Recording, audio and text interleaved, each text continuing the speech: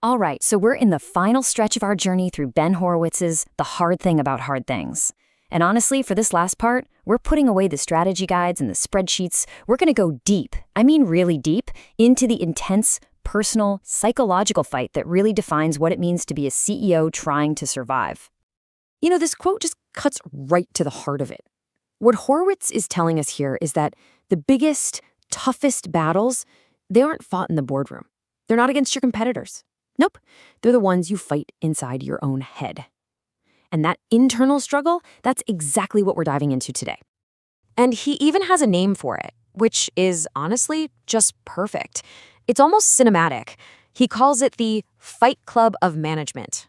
And you know the first rule of Fight Club, right? You don't talk about it. Well, guess what? Today, we are absolutely breaking that rule. Okay, so let's pull back the curtain on our first big theme, the CEO's psychological war. We're about to get into the intense and, yeah, often unspoken, mental and emotional weight that comes with being the one in charge. Horowitz asks a question here that I'm willing to bet resonates with any leader who's ever been in the trenches. It's a real paradox, isn't it? Like, on paper, everything's going great. You're hitting your goals, checking off the milestones, but inside, it just feels awful. There's this constant grinding pressure.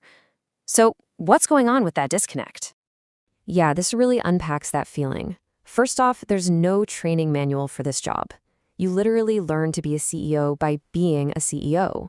Then you have to accept that it's basically a statistical certainty that things are going to go wrong, a lot.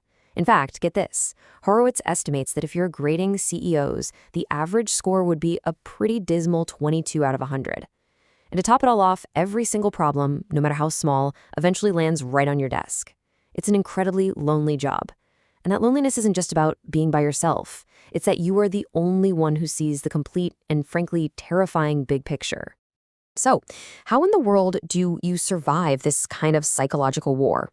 Well, when Horowitz asked a bunch of successful CEOs how they did it, their answers weren't about some secret, brilliant strategy. It all came down to one thing: resilience. They just endured. They endured the pain, the cold sweats, all of it, and they just didn't quit. And that idea, that simple concept of not quitting, leads us right into our next section. Because, not quitting usually means having to make some absolutely terrifying choices. So let's talk about the fine line, courage. This is all about what you do when everything, I mean everything, is on the line. To really frame this idea, Horowitz brings in this amazing quote from the legendary boxing trainer Cus D'Amato, and it just captures the key insight so perfectly. Courage is not about not being afraid, it's about what you do when you are. And right there, that's the core challenge of leadership, isn't it? Think about it. Your team, your board, all the smart people you hired, they're all telling you to go one way. But your gut, your data, everything inside you is screaming to go the other way. What do you do? Okay, so check this out. This social credit matrix from Horowitz is fascinating because it just lays bare all the psychological games at play. It's really all about herd mentality. I mean, look at the outcomes. If you go with the crowd and you're wrong, well, you get minimal blame, right? It was a group mistake. But if you go against the crowd and you're wrong, oh, you are toast. You're isolated, you're the scapegoat. The pressure to just make the easy, popular call is absolutely immense, even when you know deep down it's the wrong move for the company. So here's the real takeaway. Courage is a muscle. Every single time you make that hard, lonely, but correct decision, you're making that muscle stronger. And every time you take the easy but wrong way out, you're making it weaker. It's not something you're born with. It's something you build in the fire. And building up that courage muscle is so critical because, let's be real, the challenges you face as a CEO are always changing. Which brings us to our next huge idea, the leadership paradox. And this is all about the crucial difference between being a peacetime CEO versus a wartime CEO. So what's the big difference? Well, a peacetime CEO is leading when the company has a pretty comfortable lead, a big advantage. The focus is all on expanding the market, fostering creativity. Think about Google during its peak dominance. But a wartime CEO, that's a whole different story. They're in an all-out fight for survival against a threat that could wipe them out. Think about Apple, right, when Steve Jobs came back. The focus just becomes laser sharp, do whatever it takes to win, period. And the difference in mindset is just radical. A peacetime CEO is all about minimizing conflict, building consensus. A wartime CEO? They'll actually heighten the contradictions just to force everyone to get on the same page. A peacetime CEO empowers people to think about the big picture. The wartime CEO, in Horowitz's unforgettable words, will care about a speck of dust on a gnat's ass if it gets in the way of the mission. It's that intense.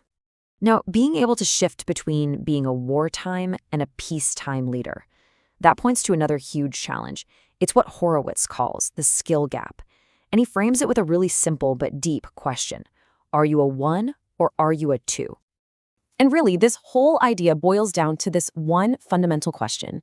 It's that classic tension between knowing what to do and actually getting the company to do it. It's strategy versus operations, vision versus execution.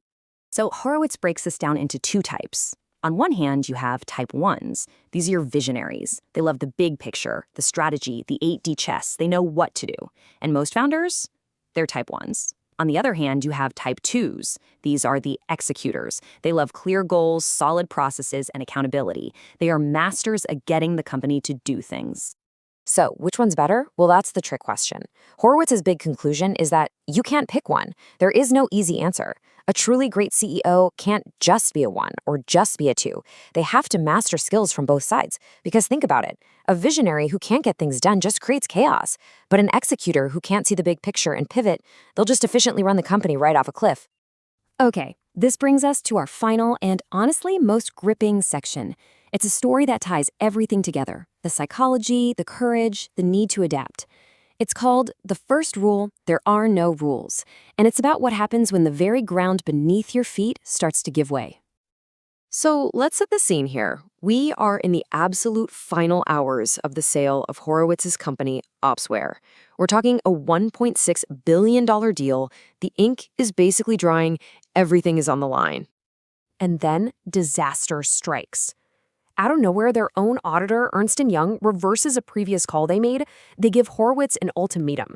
You have 48 hours to publicly restate your revenue, a move that would absolutely torpedo the entire deal. This kicks off a frantic, all-night scramble to get 3 huge banks to amend legal contracts in less than a day. But the damage is done. One bidder pulls out, the other one lowers their offer. The whole deal is just teetering on the verge of collapse. The very people they trusted put them in an impossible situation. And the lesson Horowitz took away from this absolute nightmare is so profound.